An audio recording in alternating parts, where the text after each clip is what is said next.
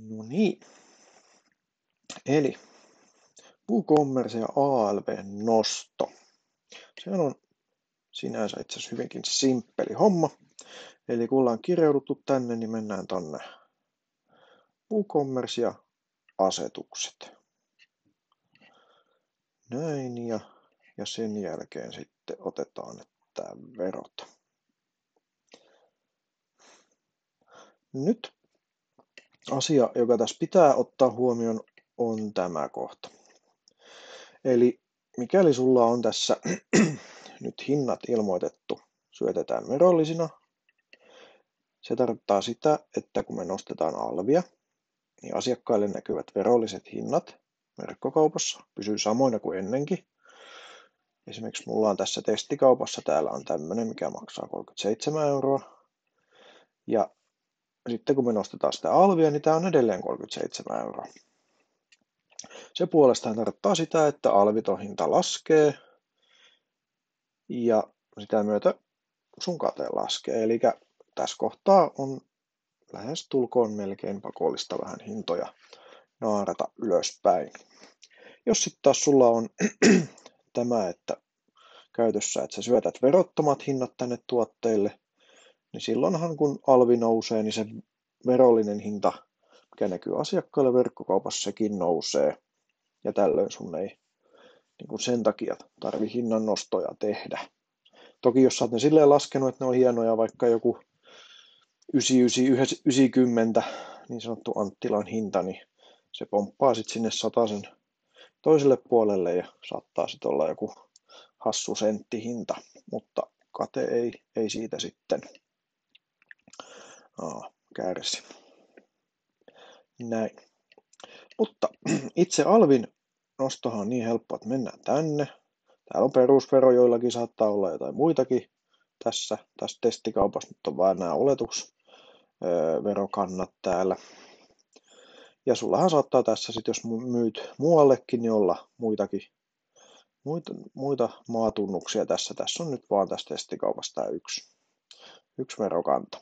Mutta se vaihtaminen on niin helppoa, että on 24 tilalle pistetään 25,5 ja painetaan tallennan muutokset. Ja koska tosiaan täällä oli tämä käytössä, että alvilliset hinnat syötetään, niin kuin tämän testituotteen hinta oli ennen 37 €, ja nyt kun me ladataan tämä uudestaan, niin se on edelleen 37 €. Eli se alviton hinta on siellä nyt sitten laskenut, ja se syö sitten katetta. Mutta hätähän ei sinänsä ole tämän näköinen, koska meiltä löytyy täältä tällainen pieni skripti. Tämähän on nyt sitten vaatii jonkun verran osaamista.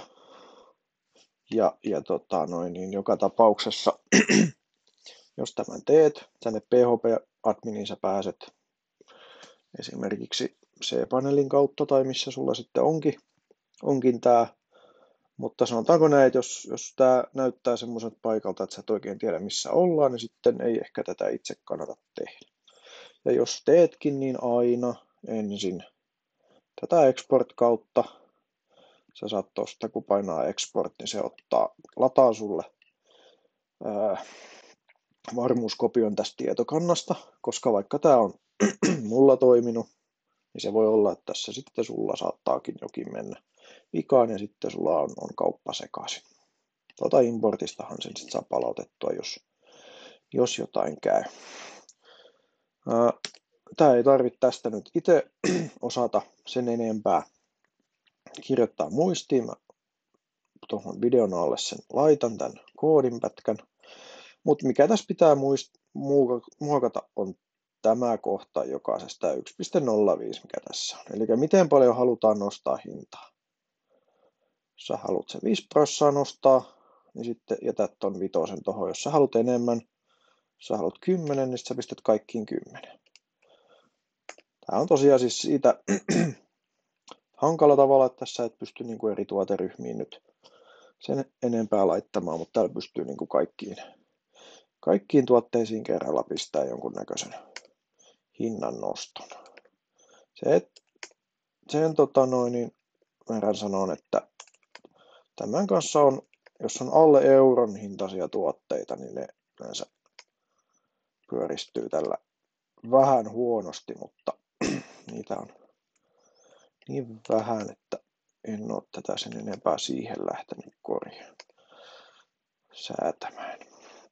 Mutta nyt pistettiin tohon, että 10 pinnaa nostetaan, painetaan go, se meni läpi ja sitten hypätään tänne tuotesivulle ja katsotaan, että mitä täällä on käynyt. Ja siihen tuli, se oli 37 euroa, eli 3,70 € on siitä 10 pinnaa ja nopealla matikalla ihan ilman lukiotakin, niin sanoisin, että 37 plus 3,70 € on tuo 40,70 €. Eli näin saatiin se hinta sitten nostettua. Eli tällä tavalla saadaan se alvi vaihdettua se WooCommerce-kaupassa. Jos sulla on vähän tuotteita, sä voit käydä ne läpi käsin. Jos sulla on enemmän tuotteita, sitten melkein täytyy niin sanottu tietokantakysely ajaa. Ja jos siinä tarvit jelppiä, niin pistä mulle viestiä, niin pistetään homma kuntoon.